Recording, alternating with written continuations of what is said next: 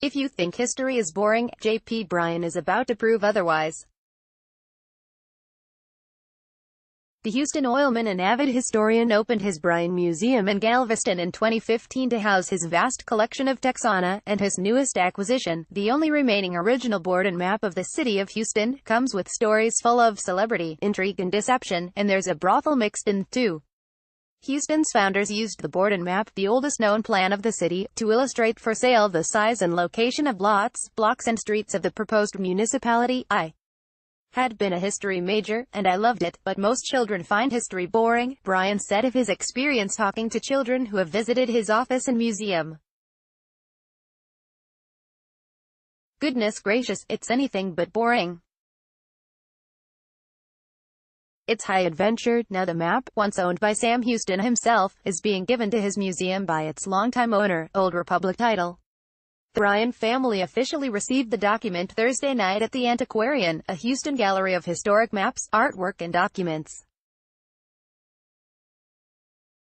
A protective container will be created and then the map will go on display in the Bryan Museum in a month or so. The map, measuring 18 inches by 29 inches, was created in 1836 by mapmakers Gail Borden and Moses Lapham for city founders J.K. and A.C. Allen, brothers from New York who had come to Texas as land speculators. After the Texas Revolution, they sited their fledgling city at the confluence of the White and Buffalo Bayous, the spot where steamboats could travel and turn around. Borden and Lapham took their map to New Orleans and had 20 lithographed copies made. There's an inset of an early Stephen F. Austin map of the state and boxes of text that tout the city's virtues, since the Allen brothers used them to sell property to Easterners wanting to move west. On the map, their sales pitch describes Houston as beautifully elevated, and mentions rich soil, excellent spring water and fresh sea breezes. Naturally, there's no mention of our swampy elevation or our voracious mosquitoes. This is the gem of all of the maps, Bryan told the Houston Chronicle.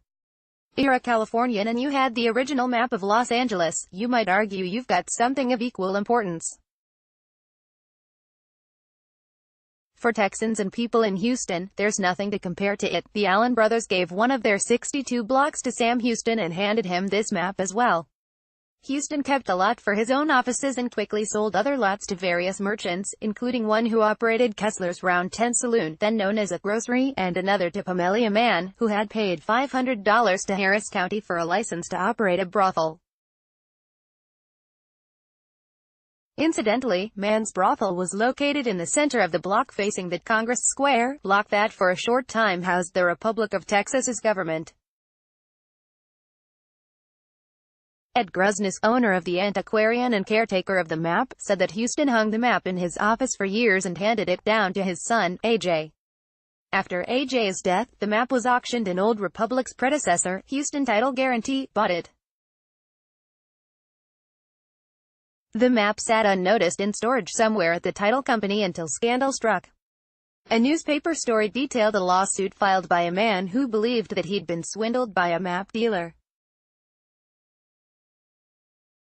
He'd sold his antique City of Houston map for a measly $8,000 and was angry that the dealer turned around and announced it for sale for $95,000. Folks at the now Old Republic Title Company saw the story and were curious.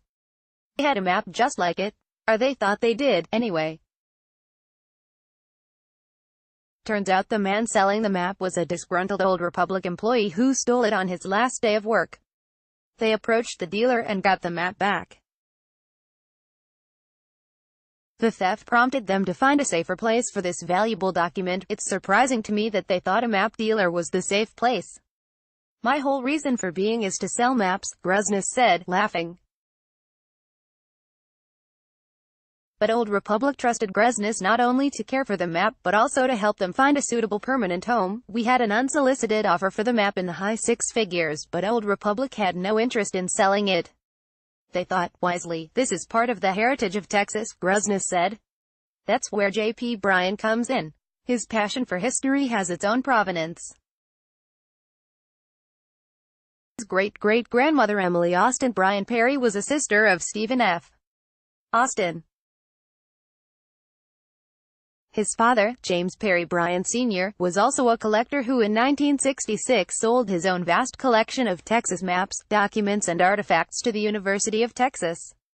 When he did, J.P. Bryan realized that if he was ever going to have his own collection, he'd have to buy it himself.